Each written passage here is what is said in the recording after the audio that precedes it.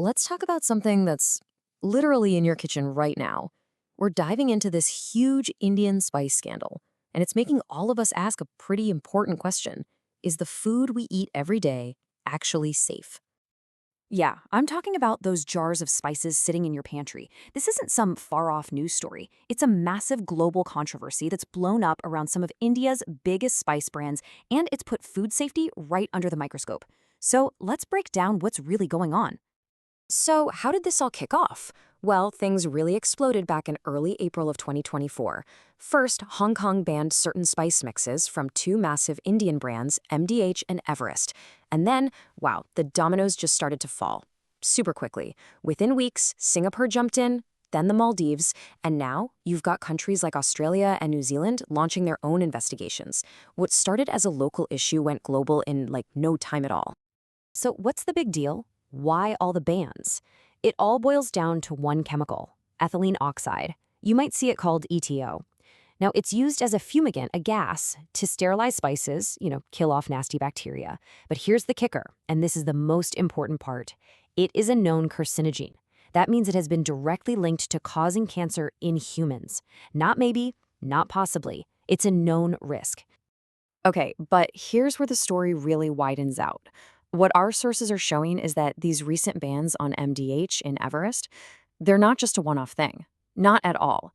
This is just the tip of a much, much larger iceberg. Get a load of this number, 527. That's the number of Indian food products that the European Union has rejected or recalled just in the last 4 years. And the reason? Ethylene oxide contamination. 527.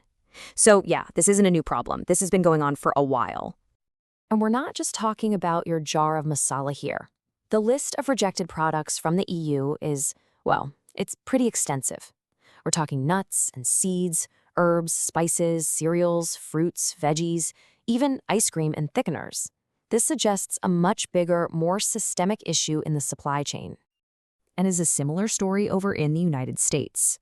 Between October 2023 and now, a pretty shocking 31% of MDH spice shipments got rejected.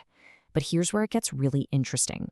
The reason for the rejection wasn't ethylene oxide, it was salmonella. And that hints at the reason why ETO is being used in the first place, to try and kill off bacteria like that. And just to give you some perspective on how serious this is, one of our sources pointed out a pretty jaw-dropping statistic. A food shipment from India is 7 times more likely to get rejected by the US than a shipment from China. 7 times. That just goes to show you the scale of the quality control issues we're talking about. So, okay, we've got these two things going on, right? Salmonella and the chemical used to fight it, ethylene oxide. So let's take a closer look at what this chemical actually is and, how it's supposed to work. The whole sterilization process is actually pretty simple. First, you get the spices ready, controlling the humidity and temperature. Then, you hit them with the ETO gas. That's what kills the bad stuff, like salmonella. But then comes the most critical step of all, aeration. This is when all that dangerous gas is supposed to be aired out and completely removed. And according to the source, this is exactly where things are going wrong. That final, crucial step is failing. And let's be crystal clear about how dangerous this stuff is. The International Agency for Research on Cancer, these are the top experts. They classify ethylene oxide as a Group 1 carcinogen.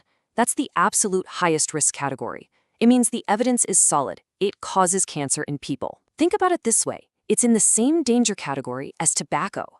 That's the level of risk we're dealing with. So naturally, this all leads to the million-dollar question, right? Who's in charge here? Whose job is it to make sure our food is actually safe to eat? Let's dig into what the companies and the regulators are supposed to be doing. And our sources really paint a picture of two very different responses. On one hand, you have international regulators in places like Hong Kong and Singapore. They acted fast. They tested, they warned the public, and they banned the products. But on the other hand, the source material points out that India's own food safety authority, the FSSAI, reportedly asked for 20 days just to start tests and held off on any public action while waiting for those results. And to make this whole accountability thing even trickier, the companies themselves are saying, hey, we got the green light. We had the necessary clearances from the Spice Board of India. And that's a government body. So you start to wonder, where did the breakdown happen? Who dropped the ball? Then there's this other thing that happened that really made people's eyebrows go up. The source points out that on April 8th, right in the middle of all this, India's FSSAI suddenly increased the allowable limit for some pesticides by 10 times, a 10x increase.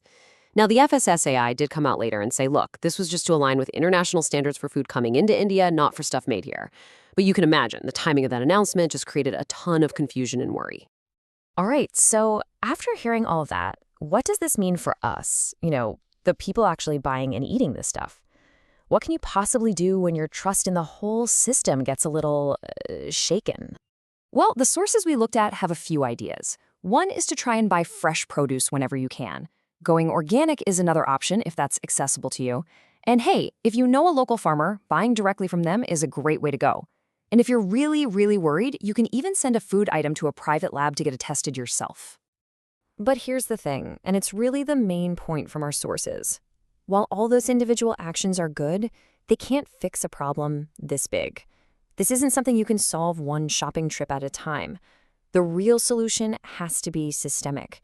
It needs to come from the top down, with much tougher government rules, and just as importantly, making sure those rules are actually enforced. And that really leaves us with one big final question to chew on. Our food comes from all over the world, right? It's like a giant global pantry. It crosses borders, passes through so many different hands. So who, at the end of the day, is really responsible for what you put on your plate? That's the question this whole spice scandal is forcing every single one of us to think about.